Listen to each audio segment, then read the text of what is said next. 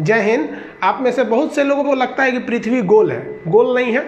कुछ लोग को लगता है चपटी है, चपटी भी नहीं है। कुछ कहते हैं संतरा की तरह है, तो कुछ कहते हैं नारियल, छुहाड़ा, मौसम्मी, ये सब कुछ नहीं है। समझिए पृथ्वी है कैसे। पृथ्वी के बारे में अगर आप समझते हैं तो पहले आप दिमाग लगाइए कि पृथ्वी गोल कैसे हो सकती है। इसी पृथ्वी पे बड़ा बड़ा महासागर है, समुंदर है, धंसा हुआ अंदर है, वो कैसे गोल हो जाएगी। और इसी पृथ्वी के ऊपर बड़े बड़े विशाल पर्वत है, तो गोल कैसे हो सकता है। आपको मेरा चेहरा गोल लगता है, इसमें अगर आप देखेंगे नाक उठा हुआ है, आंख कम धंसा है, मुंह एकदम अंदर तक धंस गया हुआ है, माथा बराबर है, गाल तनी पचका ढचका है, अलग टाइप का है कि नहीं। इधर दाढ़ी है, सवाना घास का मैदान, इसको कैसे आप गोल कह सकते हैं। इसको कभी गोल है। अगर आप पृथ्वी को गोल या फिर नारंगी संतरा कहते हैं, इसका मतलब आपके अंदर सोचने विचारने की क्षमता उतनी नहीं है। समझिए आखिर पृथ्वी है कैसे। इसको समझने के लिए आपको 20 करोड़ साल पहले जाना पड़ेगा। 20 करोड़ साल पहले पृथ्वी जो थी वो इस शेप में थी। बीच में एक बहुत बड़ा सुपर कॉन्टिनेंट, विशाल महाद्वीप था जिसका नाम था पेंजिया। हम सब लोग उसी सुपर कॉन्टिनेंट के हिस्सा थे। एक ही महाद्वीप था, आज की तरह 7 महाद्वीप नहीं थे, और चारों ओर इसमें समुद्र था जिसका नाम था पेंथालासा।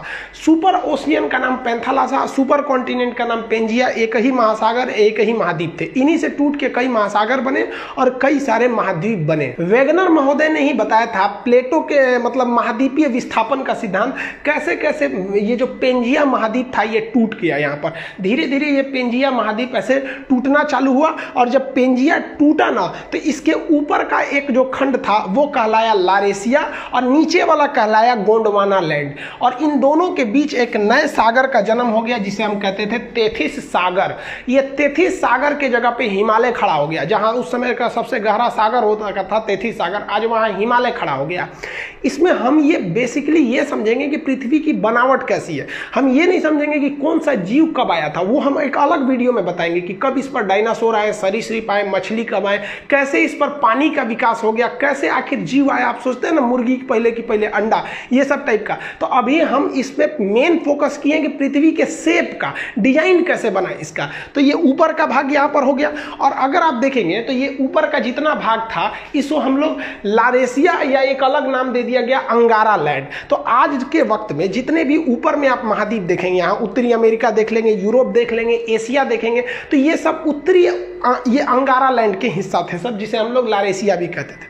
और नीचे वाले जितने द्वीप हैं सब ये यहाँ पे आप देख रहे हैं अफ्रीका, अंटार्कटिका, ऑस्ट्रेलिया। और उस वक्त तक भारत भी यही था। ये हिंदुस्तान दिख रहा है आपको, ये वाला है हिंदुस्तान। यहाँ पर भारत यहाँ से उठ के गया था, यहाँ पर ये तो इंडोनेशिया दिख रहा है, यहाँ से इस तरह से यहाँ से भारत गया था। तो नीचे वाले एरिया को हम लोग कहते हैं गोंडवाना लैंड। इसको हम लोग जम्बू द्वीप भी कहते हैं। वर्तमान में भले भारत उत्तरी भाग में है, लेकिन जब ये ओरिजिन किया था आज से लगभग वो 15 करोड़ साल पहले, तो उस वक्त 15 करोड़ साल, देखिए इसकी तो शुरुआत टूटने फूटने की हो गई थी 20 करोड़ साल पहले, लेकिन ये प्रक्रिया बहुत धीमी होती है। एक साल में केवल 5 सेंटीमीटर घसकता है। तो सोचिए ना, हजारों किलोमीटर घसक गया तो कितना करोड़ साल लगेगा। तो ये धीरे धीरे भारत आया था। तो भारत शुरुआत में गोंडवाना लैंड या जम्बू द्वीप का हिस्सा था। कई करोड़ साल बाद धीरे धीरे महाद्वीपों अपने अस्तित्व में आना चालू हो गए सब। अगर आप ध्यान से देखेंगे तो यहाँ पर दक्षिणी अमेरिका बनने लगा है, ये उत्तरी अमेरिका लगभग बन गया, ये यूरोप और एशिया एक ही में थे। और यहाँ अफ्रीका में सटा हुआ था, यहाँ पर मेडागास्कर टूट गया, और इससे टूट गया यहाँ से हिंदुस्तान। ये इंडिया जो है, ये इंडिया अब इधर की ओर जाने लगा। जबकि ऊपर में जो चाइना है, रूस वाला भाग है, उसके नीचे अगर देखेंगे तो तेथिस सागर है ये, और ये भारत है। इन दोनों के बीच में आज भले हिमालय है, लेकिन एक समय था जब तेथिस सागर था। और उसके बाद यहाँ से भारत जाना चालू किया। आज से लगभग 7 करोड़ साल, 10 करोड़ साल, ऐसे धीरे धीरे कई करोड़ साल लगा। और उसको जाते जाते यहाँ से धीरे धीरे यहाँ से यहाँ घसका, फिर यहाँ घसका, तेथिस सागर खत्म करके यहाँ घसक गया यहाँ पर, और जाके अभी ये भारत यहाँ पर दिख रहा है। तो ये कभी जम्बू द्वीप और अफ्रीका के पास वहाँ का एरिया का हिस्सा था।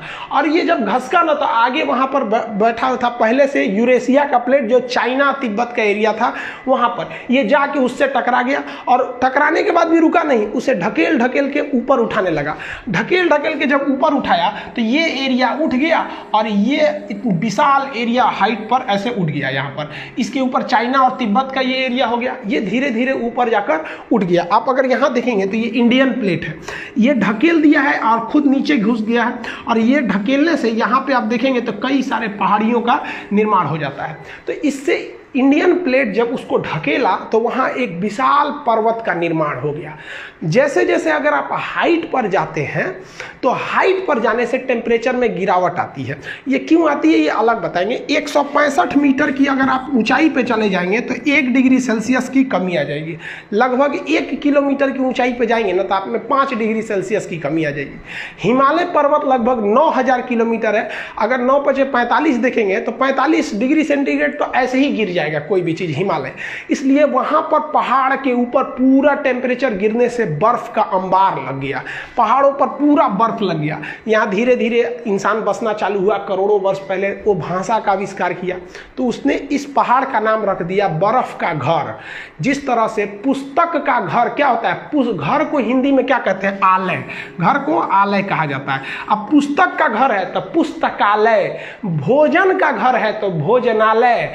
उसी तरह ये बर्फ को हम लोग हिंदी में कहते हैं हिम का घर हो गया तो हो गया हिमालय। तो यहाँ हिमालय का निर्माण हो गया, हिमालय पर्वत का निर्माण यहाँ से हो गया। यहाँ पर ये हो गया पर्वत, हिमालय उस और तिब्बत हो गया। तो ये तो उबड़ खाबड़ आकृति आप देख रहे हैं। अब पृथ्वी सच में कैसे दिखती है वो अगर देखना है तो देखिए ये है आपकी पृथ्वी, ये ओरिजिनल पृथ्वी है।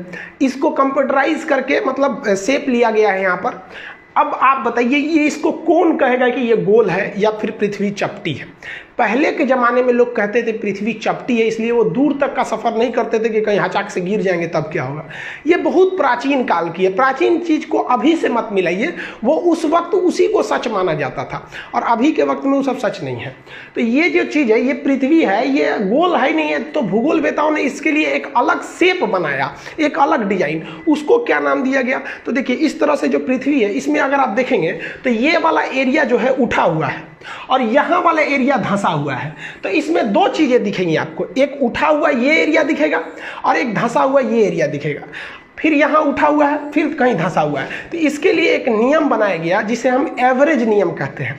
एवरेज नियम कहते हैं कि धंसा वाले से थोड़ा उठा के उठा हुआ से तनी सा नीचे करके, यानी इन दोनों के बीच में एक शेप ले जाते हैं। तो देखिए ये जो रेड लाइन गई है, ये रेड लाइन ये उठा हुआ से कम है और धंसा हुआ से ज़्यादा है। तो ये एवरेज लाइन जो खींच दिया गया है ना, ये एवरेज लाइन वाली आपकी आकृति गोल दिखती है।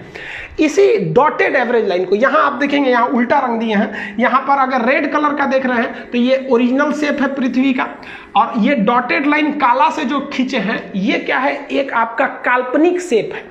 तो उसी जो डॉटेड लाइन है जो एवरेज आकृति को गोल कर देता है, उस शेप को हम कहते हैं जियोड। तो पृथ्वी का जो शेप है वो होता है आपका जियोड। अब आप ये मत कहिएगा कि पृथ्वी का शेप जो होता है गोल होता है, ये जियोड होता है। यानी इसका एवरेज और ये यहाँ 20 से ले लेंगे तो गोल दिखने लगता है, तो आकृति हो गई जियोड। इस जियोड के ऊपर कहाँ कौन पर्वत है, कहाँ क्या चीज है, इस पढ़ने की क्रिया को, जियोड के ऊपरी पढ़ाई को हम लोग जियोग्राफी या भूगोल कहते हैं। आप मैच कीजिए यहां से जियोग्राफी और जियोड से। लेकिन इसी जियोड शेप को अंदरवा घुस के पढ़िएगा, भोंक भांक के अंदर घुस जाइएगा, बकोट वकोट के अंदर, किसी सूरज ज्वालामुखी कहां से आ रहा है, भूकंप कहां से आ रहा है, इसके अंदरवा घुस जाइएगा ना, तो जियोड के अंदर घुस के अध्ययन को हम लोग जियोलॉजी कहते हैं। भूगर्भ विज्ञान, जियोलॉजी, यानी ज्योग्राफी और जियोलॉजी दोनों जियोड में है। एगो ऊपर पढ़िए एगो अंदर पढ़िए। जूलॉजी मत सोचिएगा, ये तो जूलॉजी जेड डबल होता है जूलॉजी वाला। ये तो डॉक्टर उगर पढ़ता है, इसमें भेड़ बकरी आदमी मानव ये सबको पढ़ा जाता है, बॉटनी में पेड़ पौधा को, तो जूलॉजी अलग है, जियोलॉजी होता है।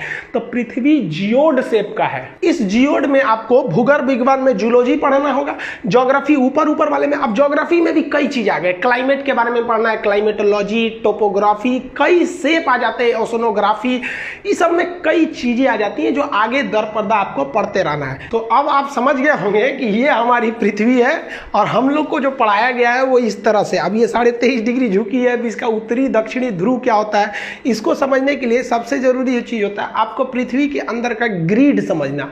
ये ग्रिड बने होते हैं दो चीज से, अक्षांश देशांतर यानी लेटीट्यूड और लॉन्गिट्यूड। अगर आपको किसी जगह का लेटीट्यूड बता दिया जाएगा तो आप बता देंगे कोई भी लेटीट्यूड अगर आप दे दिया जाएगा, बता दीजिएगा कि वहाँ कितनी वर्षा होगी, कितना धूप आएगा, गर्मी का दिन कब आएगा, ठंडी का दिन कब आएगा, और लॉन्गिट्यूड दे दिया जाएगा अगर उसका किसी चीज़ का, तो आप वहाँ टाइमिंग बता देंगे कि क्या समय बन रहा है, क्या चीज़ है, वहाँ का क्लाइमेट A to Z में। तो ज्योग्राफी में किसी चीज़ को समझने के लिए इस सब चीज़ों का होना काफ़ी ज़्यादा ज़रूरी है, ये हम आपको बता देंगे। आई होप आप इसको तो समझ गए होंगे कि पृथ्वी गोल है या चपटी है, पृथ्वी जियोड है साइंस के हिसाब से। बाकी आप किसी पुरानी परंपरा को मानते हैं तो आप मानते रहिए, लेकिन ज्योग्राफी यही करता है कि भाई सब पृथ्वी जियोड है, जियोड से बना है ज्योग्राफी।